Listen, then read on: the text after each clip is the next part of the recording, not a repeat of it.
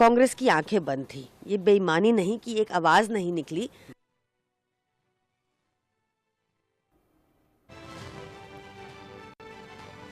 तो आरोपी की झड़ी आपने देख ली, लेकिन कौन क्या बांट रहा है थोड़ा इसको भी समझ लिए। इस विधानसभा चुनाव में किसने किससे वादे किए हैं ये मैं आपको दिखाना चाहता हूं। देखिए युवाओं से क्या वादा किया गया है। बीजेपी ने कहा है कि 15,000 रुपए यूपीएससी वालों को देंगे। आम आदमी पार्टी ने कहा है कि हम फ्री बस देंगे। और यहां पर कांग्रेस भी खड़ी हुई है, वो कहती है कि अप्रेंटिसशिप के लिए वो 8,500 रुपए महीने देगी।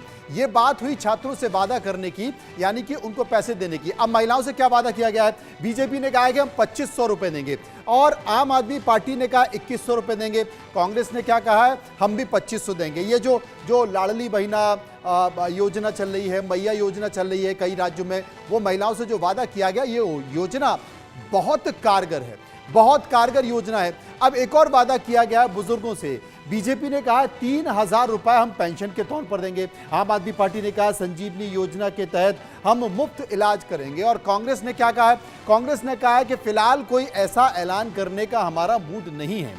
तो कुल मिलाकर यहां पर बुजुर्गों से जो वादा करने की बात है, आपको बता दूं तीर्थ यात्रा की बात भी इसके साथ साथ आम आदमी पार्टी ने कही है, बुजुर्गों के लिए तीर्थ यात्रा इसके साथ बात की गई है। अब एक और वादा किया गया है इस विधानसभा चुनाव में। तमाम सारी पार्टियों के घोषणा पत्र तो आए हैं, लेकिन वादे पे वादे किए जा रहे हैं। किसके वादे पर कितना असर होगा।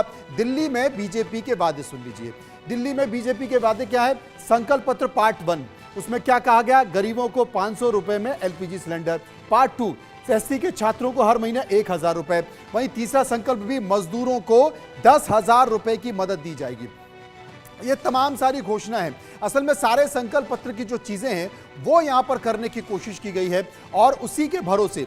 और सबसे बड़ी बात है कि फ्रीबीज की तो लगातार घोषणा की जा रही है। आम आदमी पार्टी, वहां पर बीजेपी के बाद कांग्रेस, कोई भी ऐसी राजनीतिक पार्टी नहीं है जो फ्रीबीज से हटे लगातार, क्योंकि जनता भी जानती है कि जो दे रहा है, जो फ्री में मिल रहा है, वो ले लो चुनाव में, वरना इसके बाद तो कोई दिखाई नहीं देगा। दूर दूर तक 5 साल किसने देखी बिजली, किसने देखा पानी, किसने देखा सड़क। और मिल भी रहा है तो ठीक है, और नहीं मिल रहा है तो कोई सुनने वाला नहीं। तमाम तरह की चीजें हैं, इस पर चर्चा कर लेते हैं। तमाम सारे लोग मेरे साथ मौजूद हैं। अनुज अत्री भी मेरे पास आ गए। अनुज साहब, शीला दीक्षित के भरोसे, उनके काम के भरोसे एक बार फिर से कांग्रेस चुनावी मैदान में आ गई है। आपको क्या लगता है, आम आदमी पार्टी और बीजेपी के संकल्प पत्र की बातें, उनके वादे, एक दूसरे के आरोप में कहीं कांग्रेस अपने आप को देख रही है। घोषणा पत्र तो आपका भी बड़ा लोक लुभावन है।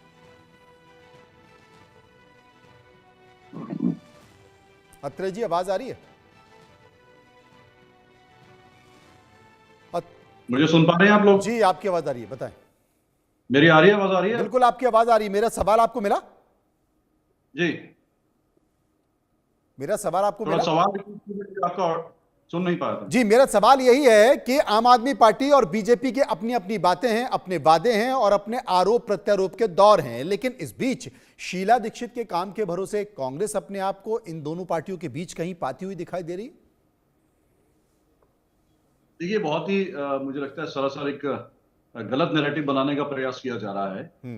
अगर आज दिल्ली की जनता के बीच में कोई राज कर रहा है दिल्ली के दिलों में, तो वो कांग्रेस पार्टी राज कर रही है। क्योंकि बीते 10 से 11 वर्षों में, जब से कांग्रेस की सरकार सत्ता से बाहर हुई है, दिल्ली की जनता ने इन पाखंडियों का, इन जो है भ्रष्टाचारियों का, इनका राज देखा है, इनका कुशासन देखा है। जिस वर्ल्ड क्लास सिटी को दिल्ली की सरकार, कांग्रेस की सरकार ने बनाया था, उस सिटी को थर्ड क्लास सिटी के रूप में परिवर्तित करा इन दोनों ने मिलकर के।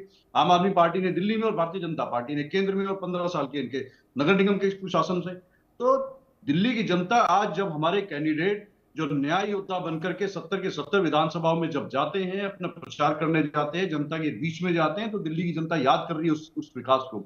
दिल्ली की जनता बोलती है कि आज अगर विकास हुआ है, इंफ्रास्ट्रक्चर डेवलपमेंट का काम हुआ है, तो कांग्रेस के राज में हुआ है। इनके राज में तो केवल और केवल आरोप प्रत्यारोप, ब्लेम गेम, विक्टिम कार्ड, यही देखने को मिला है। ये खुद स्वीकार करते रहे 10 वर्ष तक कि हमें काम नहीं करने दिया जा रहा, हमें काम नहीं करने दिया जा रहा। और अगर काम जो भी किया है उसमें तमाम भ्रष्टाचार के इनके ऊपर आरोप लगे हैं। उसमें सब पूरे के पूरे इनके दर्जनों जो है इनके विधायक हो गए, इनके मंत्रिमंडल के सारे मंत्री, इनके उप मुख्यमंत्री से लेकर के मुख्यमंत्री तक भ्रष्टाचार के आरोप में जेल की हवा खाकर के बाहर आ चुके हैं।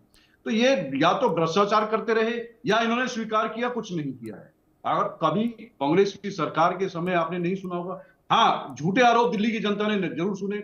यही वो केजरीवाल जी होते थे जो एक 300 पेज की एक फाइल लेकर के घुमा करते थे कि मेरे पास शीला दीक्षित जी के खिलाफ आरोप पत्र है, मेरे पास सबूत है।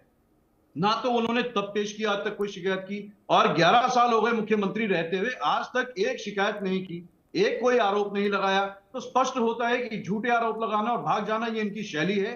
और खुद भ्रष्टाचार के आंदोलन से निकल के आए, भ्रष्टाचारी के रूप में अपने, अगर देश में किसी ने अपनी छाप बनाई है तो आम आदमी पार्टी ने बनाई है।